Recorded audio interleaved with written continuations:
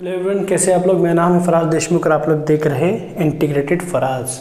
तो आज हम लोग कुछ बेसिक प्रॉपर्टीज़ देखेंगे ट्रायंगल से रिलेटेड, जैसे सेंट्रॉइड, फिर अपना इन सेंटर है, ये सब देखेंगे। तो जो सबसे पहली बात तो है ना, तुम लोग को एक बात याद दिला दूँ कि डिस्टेंस फार्मूला अगर याद होगा, डिस्टेंस फार्मूला दो पॉइंट्स के बीच में रहता है। मान लो Z1 और Z2 के बीच में डिस्टेंस की बात कर रहा हूँ अगर मैं, Z1 और Z2 के बीच में डिस्टेंस, तो याद रखो कि वो उसकी वैल्यू क्या आती है, mod of Z1 minus Z2। और ये मैंने लास्ट लेक्चर में प्रूव भी किया था किस तरह से आती है।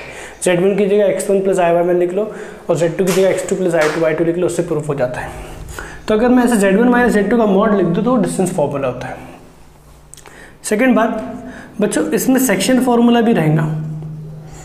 सेक्शन फार्मूला ये काम की बात है, जैसे कि मान लो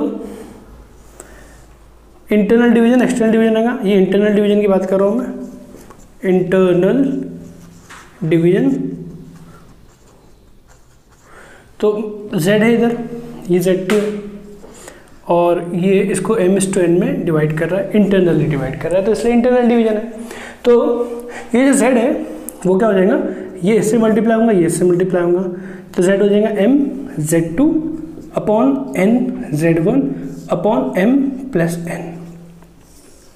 तो देखो इंटरनल डिवीजन के लिए मान लो Z बाहर होता तो एक्सटर्नल डिवीजन की बात आती।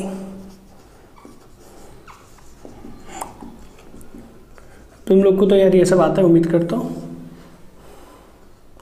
Z1 Z2 Z बाहर है और m/n में बट रहा है, मतलब अगर मैं ABC इसको नाम दे दूँ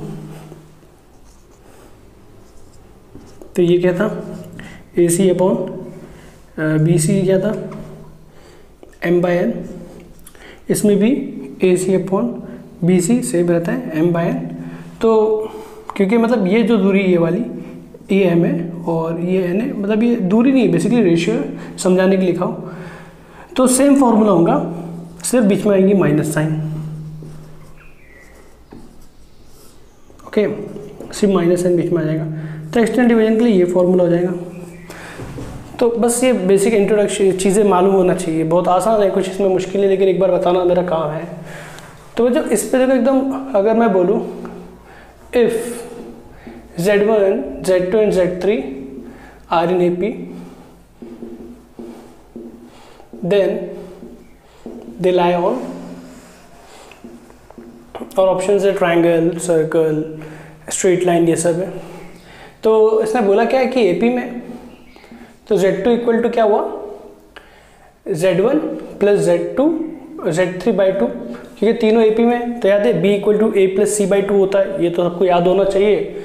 तो Z1 प्लस Z3/2, तो Z2 एक तरीके से डिस्टेंस फॉर्मूले से देखे तो अगर Z1 और Z3 का मिड पॉइंट है, तो ये पक्की बात है कि ये तीनों जो है किस पे लाई कर रहे हैं, स्ट्रेट लाइन पे, लाइज ऑन स्ट्रेट लाइन। तो मतलब ऐसे क्वेश्चंस, छोटे मोटे क्वेश्चन बन सकते हैं।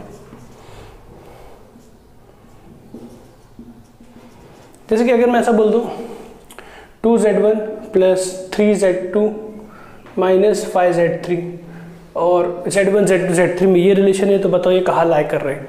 तो बच्चों ये भी स्ट्रेट लाइन पे लाई कर रहा है, क्योंकि 2 प्लस 3 माइनस 5 अगर करेंगे इनके कोएफिशिएंट्स, तो अगर ये 0 आ गए ना तो ये हमेशा स्ट्रेट लाइन पे लाई करेंगे। अच्छा, इसको ऐसे, ये तो शॉर्टकट जैसा हो गया।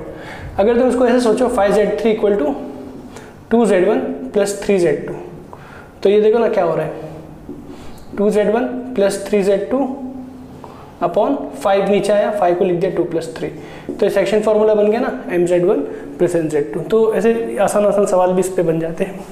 चलो ना, अभी हम लोग देखते हैं सेंट्रॉइड। इसी बेसिक चीज़ों में सेंट्रॉइड भी देख लो कि मान लो एक ट्रायंगल है Z1 Z2 एंड Z3, तो ये ट्रायंगल का सेंट्रॉइड है, समझो Z। तो बच्चों क्योंकि सेक्शन फार्मूला फॉलो करता है, तो और हमको पता है कि सेंट्रॉइड का जो फार्मूला है कोऑर्डिनेट ज्योमेट्री, वो सेक्शन फार्मूले से ही आता है। तो ये Z जो रहेगा Z1 plus Z2 plus Z3/3 रहेगा, सिंपल। याद रख लो इसको, Z1 plus Z2 plus Z3/3। 3 रहेगा।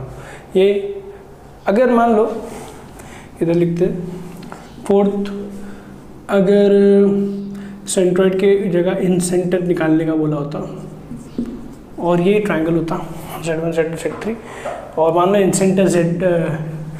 इन सेंटर निकालना है, तो देखो ये इसको मैं अगर इसको A ले लूँ, ये लेंथ को A ले लूँ, ये लेंथ को B ले लूँ और ये लेंथ को C अगर ले लूँ मैं, तो बच्चों इन सेंटर का फॉर्मूला तो याद है ax1 plus bx2 plus cx3 upon a plus b plus c comma ay1 plus by2 plus cy3 upon a plus b plus c, ऐसा कुछ था। सिमिलर फॉर्मूला इसके लिए भी हो जाएगा। ये z अभी सेंटर है, ठीक है, तो a z1 plus b z2 plus c z3 upon a plus b plus c, ठीक है, ये फॉर्मूला बन गया। a क्या है, z1 की लेंथ अपोजिट लेंथ, b क्या है Z2 की अपोजिट लेंथ। तो बच्चों अभी थोड़ी देर पहले हम देखें कि Z2 और Z3 के बीच में अगर a लेंथ है तो basically a is a distance between Z2 and Z3, तो मैं इसको ऐसे रिप्रेजेंट कर सकता हूँ Z2 माइनस Z3 से। b जो है वो Z1 और Z3 के बीच में, तो Z1 माइनस Z3 से रिप्रेजेंट कर सकता हूँ, और c जो है वो Z1 माइनस Z2 कर देता हूँ, ये Z2 माइनस Z1, उससे फ़र्क नहीं पड़ता। तो ABC हमको, तो बच्चों वो सब चीज़ों पे थोड़ी प्रैक्टिस भी कर लेते हैं, उससे एकदम कमांड आ जाएगा टॉपिक पे। तो हालांकि चीज़ें इजी है फिर भी देखो Z1 Z2 Z3 आर एक वर्टिकल ट्रायंगल, ये क्वेश्चन और ये क्वेश्चन के लिए कंटेंट सेम है, ठीक है, ये चीज़ दोनों में सेम है।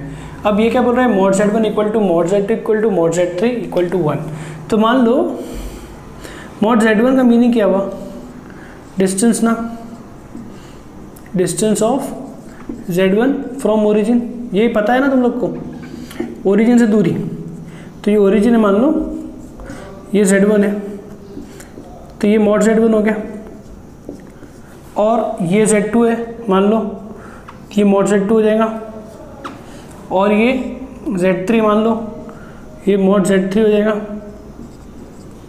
ये मिला हमारा ट्रायंगल, और ये ट्रायंगल खास बात क्या है, ये है इक्विलैटरल ट्रायंगल। तो बच्चों एक बात बताओ, 0,0 से Z1 Z2 Z3 सबकी दूरी सेम है, तो 0,0 क्या होगा, बताओ बताओ, पूरा दिमाग लगाओ। 0,0 होगा सरकम सेंटर। कौन सी दुनिया में हो तुम लोग, सरकम सेंटर एक ऐसा वाहिद पॉइंट होता है जिससे तीनों वर्टेक्स की डिस्टेंस सेम होती है, ठीक है, सरकम सेंटर। और हमको मालूम है सरकम सेंटर क्या है, और हमको मालूम है सरकम सेंटर इक्विलैटरल ट्रायंगल में सेंट्रॉइड के इक्वल होता है। तो सेंट्रॉइड हमारा क्या है, 0 प्लस I0। तो और सेंट्रॉइड की वैल्यू क्या है, Z1 Z2 Z3 थोड़ी देर पहले पढ़े, वो होती है Z1 plus Z2 plus Z3 by 3 equal to, ये तो 0 ही हुआ, तो हमको फाइंड क्या करना है, ये तो हो गया ना यारो, आसान था कि नहीं, ठीक है। तो ये हो गया Z1 plus Z2 plus Z3 equal to 0। तो मतलब पहले हम लोगों ने क्या किया, इस इंफॉर्मेशन से एक डायग्राम बनाया रफ, उससे हमको मालूम पड़ा सरकम सेंटर ओरिजिन पे, और इक्विलैटरल ट्रायंगल है तो सरकम सेंटर इज सेंट्रॉइड। सेंट्रॉइड के फॉर्मूले में ये चीज़ आती है जो हमको फाइंड करना थी, तो हमने सेंट्रॉइड का फॉर्मूला यूज़ किया, centroid Z1 plus Z2 plus Z3 by 3, Z1 plus Z2 plus Z3 निकालना था। बच्चों अगर इसने ऐसा क्वेश्चन होता है इसमें तो सिर्फ सेंट्रॉइड पूछा है, और Z1 Z3 अभी भी वर्टाइसेस ऑफ इक्विलैटरल ट्रायंगल है, लेकिन इसने ये दिया है, तो Z1 माइनस 1 ये क्या हुआ, ये similar to Z1 minus Z2 जैसा है, याद करो, है ना, जहाँ पर Z2 1 है, तो ये क्या हो गया, ये क्या होता है, डिस्टेंस बिटवीन Z1 Z2, ये क्या होगा, डिस्टेंस बिटवीन Z1 एंड 1,0, या तो 1 प्लस I0, ये Z2 अपना क्या है, 1 प्लस I0 है। तो बच्चों ये 1 प्लस I0 से दूरी Z1 की, और Z2 माइनस Z2 माइनस 1 मतलब Z2 की 1 से दूरी और Z3 की 1 से दूरी सेम है, और ये ट्रायंगल भी क्या है, इक्विलैटरल ट्रायंगल है। तो मतलब इसका सरकम सेंटर हमको मिल गया, क्या मिला बोलो जल्दी से, सरकम सेंटर क्या मिला, 1 प्लस I0। तो सेंट्रॉइड क्या मिला, वही, क्योंकि दोनों सेम है, तो 1 प्लस I0।